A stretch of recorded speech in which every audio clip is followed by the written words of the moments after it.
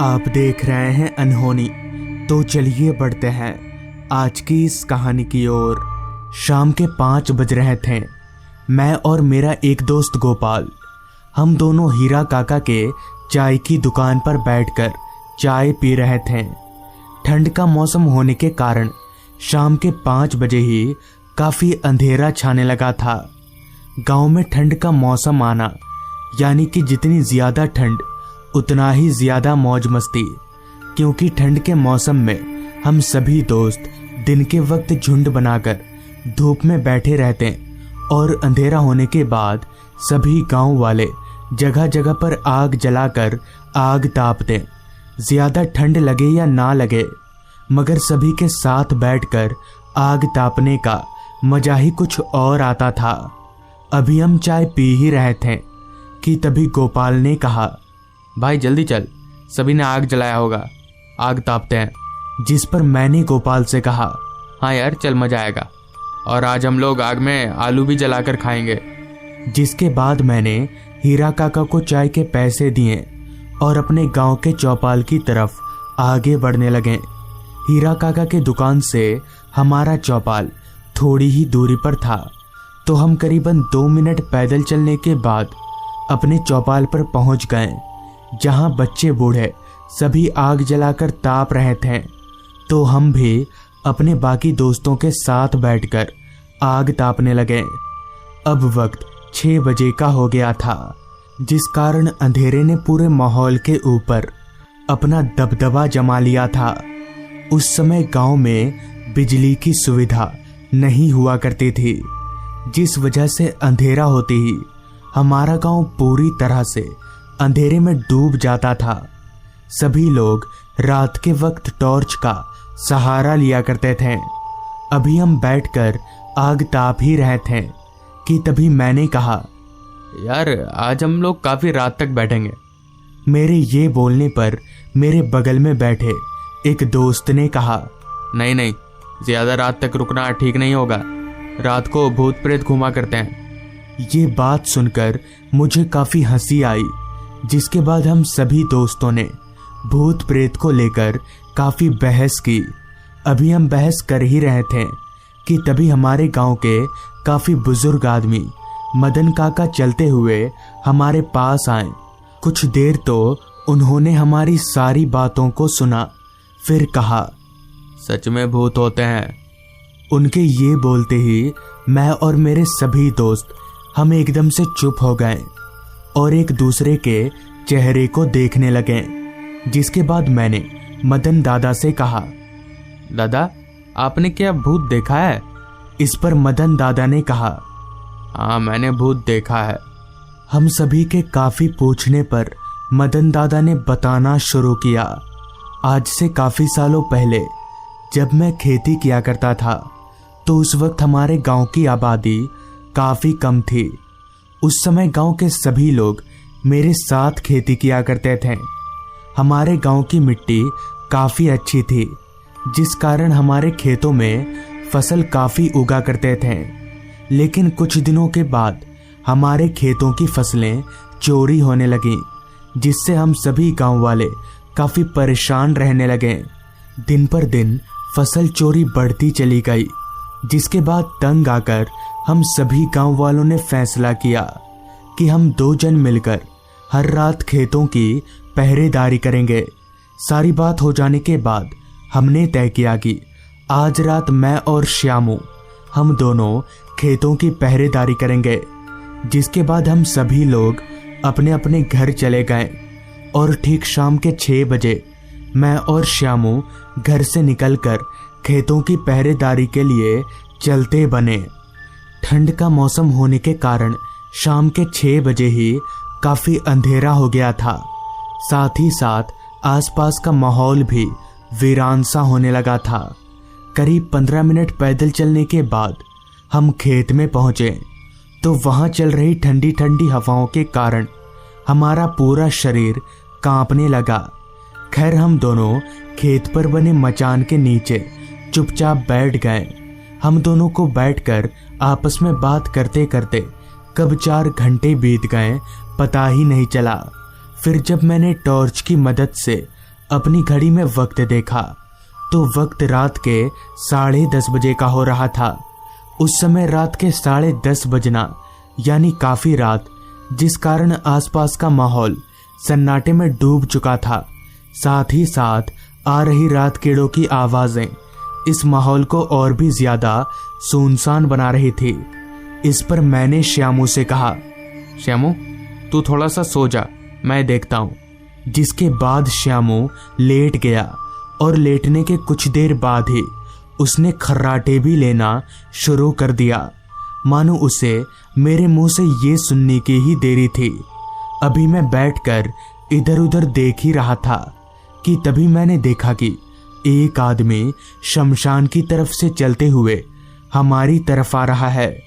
मगर इतनी रात गए ये आदमी कौन होगा, ये सोचकर मैं थोड़ा हैरान हुआ कि तभी मैंने एक बात पर गौर किया कि वो आदमी जितना हमारी तरफ आ रहा है उतना ही बड़ा होता जा रहा है, और देखते ही देखते वो आदमी एक बड़े से पेड़ के समान हो गया।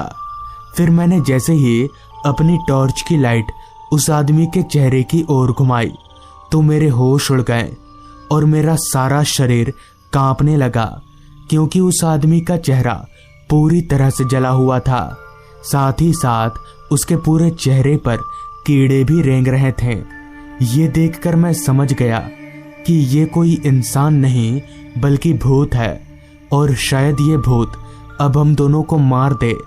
कि तभी मैंने फटाफट से श्यामू को उठाया और भागता हुआ अपने अपने घर चला गया।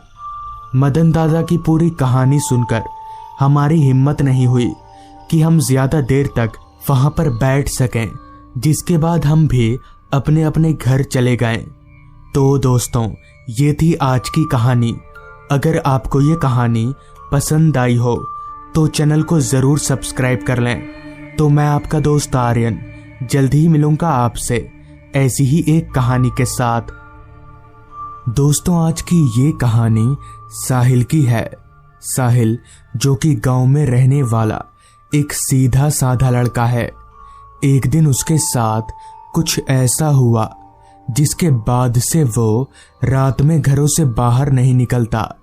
दरअसल हुआ कुछ यूं था कि एक दिन अचानक ही साहिल के मन में उसके मामा के घर जाने की तलब जाग उठी। साहिल के मामा जी का घर उसके यहाँ से तकरीबन 80 किलोमीटर की दूरी पर था। यहाँ से उसके मामा जी के घर जाने के लिए काफी सारी बसें चलती थीं, इसलिए साहिल के लिए जाना कोई मुश्किल काम नहीं था। बस परेशानी ये थी कि उसकी मम्मी उसे जाने की परमिशन देगी या नहीं। साहिल ने अपनी मम्मी से इस बारे में बात की तो पहले तो उसकी मम्मी ने उसे साफ तौर पर मना कर दिया, पर जब साहिल ने 2-3 बार समझाकर कहा तो उसकी मम्मी मान गई और साहिल को उसके मामा के घर जाने की परमिशन दे दी।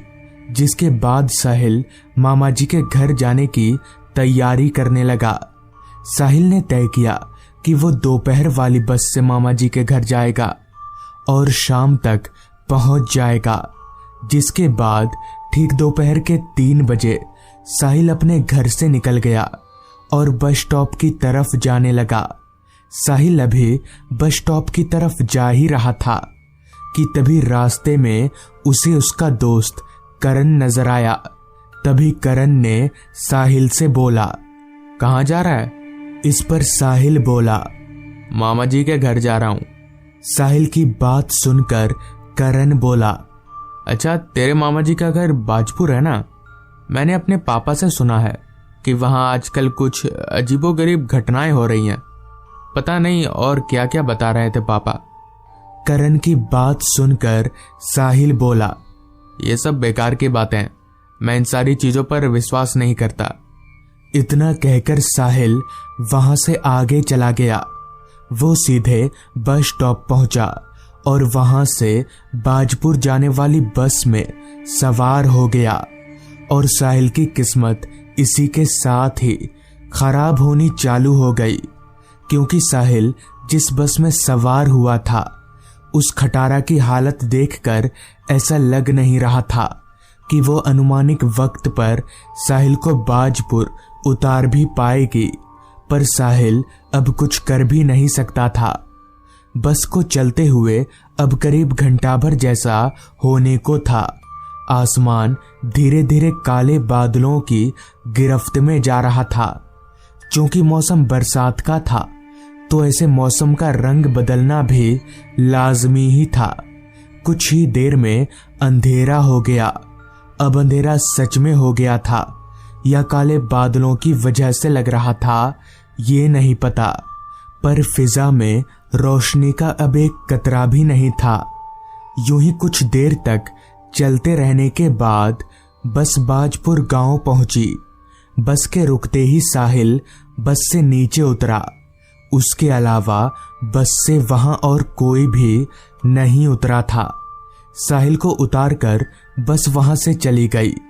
साहिल ने एक नजर अपने चारों तरफ देखा तो आसपास का माहौल देखकर वो दंग रह गया, क्योंकि वहां उसके अलावा ना तो कोई आदमी नजर आ रहा था और ना ही कोई सवारी जिसकी मदद से वो अपने मामा जी के घर तक पहुंच सके। साहिल को समझ नहीं आ रहा था कि आखिर गांव का ये हाल क्यों है। पहले तो यहाँ रात भर गाड़ियां आती जाती रहती थी और लोगों की चहलकदमी भी होती थी। साहिल अभी ये सब सोचते हुए इधर उधर देख ही रहा था कि तभी उसे कुछ ही दूरी पर एक चाय की टपरी नजर आई। साहिल ने सोचा शायद उस टपरी वाले को पता होगा, लिहाजा वो उस टपरी के नजदीक गया तो उसने पाया कि वो टपरी वाला भी अपनी दुकान बंद करने की ही तैयारी कर रहा है और वो बहुत जल्दी में नजर आ रहा था। तभी साहिल ने अपने काम में व्यस्त उस टपरी वाले से कहा, चाचा, इतनी जल्दी दुकान क्यों बंद कर रहे हो? साहिल की आवाज सुनकर वो टपरी वाला एकदम से चौंक गया और बोला, वो क्या है कि मौसम सही नहीं लग रहा है, ऊपर से उनका भी डर है ना। इस पर साहिल बोला, उनका किनका डर? साहिल की बात पर टपरी वाला बोला, आप नहीं जानते उनको? लगता है आप पहली बार आ रहे हैं यहाँ। इस पर साहिल बोला, नहीं, ये मेरे मामा जी का घर है, पहले भी बहुत बार आ चुका हूं मैं। साहिल की बात पर टपरी वाला बोला, साहब, मेरे पास आपसे बहस करने का वक्त नहीं है। बारिश आए इससे पहले आप निकल लो, वरना बुरा फंसोगे। साहिल समझ गया कि जरूर ये आदमी दिमाग से हल्का है, वरना ये बेतुकी बातें नहीं करता। इसलिए साहिल ने और कुछ भी बोलना ठीक नहीं समझा। साहिल वहां खड़े खड़े घर पहुंचने का कोई उपाय ढूंढ ही रहा था कि तभी उस टपरी वाले ने बोला, कहो तो मैं तुम्हें अपने घर ले जा सकता हूं, चलोगे? तो इस पर साहिल ने उस टपरी वाले को साफ तौर पर मना कर दिया, जिसके बाद वो टपरी वाला अपनी दुकान बंद करके वहां से चला गया। साहिल अब उस पूरे इलाके में अकेला इंसान बचा था। दूर दूर तक उसे उसके अलावा कोई नजर नहीं आ रहा था, जो कि साहिल को भी कहीं ना कहीं थोड़ा अजीब तो लग रहा था। खैर, उसने पैदल चलना शुरू कर दिया, क्योंकि इसके अलावा उसके पास और कोई चारा भी नहीं था। रास्ता पूरी तरह से सुनसान और अंधेरे में डूबा हुआ था। ऊपर से आजू बाजू जंगल होने के कारण माहौल और भी ज्यादा डरावना लग रहा था। झिंगुरों की आवाजें साहिल के कान में लगातार गूंजे जा रही थी। साहिल अभी आगे बढ़ ही रहा था कि तभी एक काली सी बिल्ली ने उसका रास्ता काट दिया। साहिल अपनी जगह पर रुक गया। भले वो भूत प्रेत इन सारी चीजों को ना मानता हो, मगर बिल्ली का काटा हुआ रास्ता वो कभी भी पार नहीं करता था। साहिल अपनी जगह पर रुका रहा, पर वो ये भी जानता था कि इस रास्ते पर कोई आने वाला नहीं है। अगर वो मान्यता मानने गया तो उसे सुबह तक वहीं रुकना पड़ जाएगा। अभी साहिल ये सब सोच ही रहा था कि तभी अचानक ही बहुत तेज बारिश आ गई। ना चाहते हुए भी साहिल को वहां से आगे बढ़ना ही पड़ा। क्योंकि उस रास्ते पर कोई दुकान वगैरह नहीं था, तो साहिल पास ही में एक घने बरगद के पेड़ के नीचे जाकर खड़ा हो गया। वो बरगद का पेड़ बहुत घना था, जिस वजह से साहिल बड़े आराम से वहां खुद को बारिश से बचा पा रहा था। अभी वो पेड़ के नीचे खड़ा ही था कि तभी सामने से उसे कोई आदमी छाता लेकर आता हुआ दिखा। वो आदमी साहिल के पास आकर खड़ा हो गया। क्योंकि उस आदमी ने अपने पूरे चेहरे को छाते की मदद से ढका हुआ था, इसलिए साहिल उसका चेहरा नहीं देख पा रहा था। पर साहिल एक बात सोचकर काफी हैरान हो रहा था कि जब इस आदमी के पास छाता है तो फिर ये यहाँ क्यों आया है? ये तो आराम से जा सकता था। खैर साहिल ने उस आदमी को कुछ नहीं कहा। वो चुपचाप अपनी जगह पर बस खड़ा रहा। बारिश बहुत ही तेजी से बरसे जा रही थी। अभी साहिल वहां खड़े खड़े बारिश के रुकने का इंतजार कर ही रहा था कि तभी वहीं उसके पास में खड़े छाता लिए उस आदमी ने कहा, कहाँ जाना है तुमको? साहिल उस आदमी की ओर पलटा, मगर उसका चेहरा अभी भी नहीं दिख रहा था। खैर साहिल ने जवाब दिया, यहीं पास ही में जाना है, मेरे मामा जी का घर है, वहीं जा रहा था पर बारिश आ गई। साहिल की बात सुनकर उस आदमी ने कहा, अच्छा पानी से दिक्कत है तो ये लो, मेरा छाता ले लो। इस पर साहिल बोला, तो फिर आप कैसे जाइएगा? इस पर वो आदमी बोला, मैं चला जाऊंगा, मेरी फिक्र मत करो, ये छाता लो। इतना कहकर उस आदमी ने अपने चेहरे पर से वो छाता हटा दिया। तभी जब साहिल ने उस आदमी के चेहरे की तरफ देखा तो उसकी सिट्टी बिट्टी गुल हो गई। उसके पैरों तले की जमीन निकल गई, क्योंकि उस आदमी का चेहरा बहुत ज्यादा डरावना था। उसकी आंखें लाल चमक रही थी और चेहरे से एक अजीब किस्म की रोशनी निकल रही थी। साहिल को समझ आ गया कि जरूर दाल में कुछ काला है। अभी वो वहां से भागने ही वाला था कि तभी उसके सामने दो और लोग खड़े हो गए। उनका भी चेहरा बहुत ही खौफनाक था। साहिल के हाथ पैर जोर जोर से कांप रहे थे। उसे समझ नहीं आ रहा था कि अब वो क्या करे, पर वो इतना जरूर जानता था कि अगर वो यहाँ रुका तो मारा जाएगा, जिस वजह से उसने वहां से दौड़ लगा दी और सीधे मामा जी के घर पहुंचकर ही रुका। तब उसके मामा जी ने उसे बताया कि दरअसल वो लोग पिछले बरसात में बिजली गिरने के कारण मर गए थे। तब से उन्हीं लोगों की आत्मा वहां हर बरसात में भटकती है। और साहिल के मामा जी ने यह भी बताया कि साहिल के गले में बजरंगबली का एक लॉकेट है, इसलिए उन भूतों ने उसे कुछ नहीं किया। तो दोस्तों, ये थी आज की कहानी। अगर आपको ये कहानी पसंद आई हो तो चैनल को जरूर सब्सक्राइब कर लें। तो मैं आपका दोस्त आर्यन जल्द ही मिलूंगा आपसे ऐसी ही एक कहानी के साथ।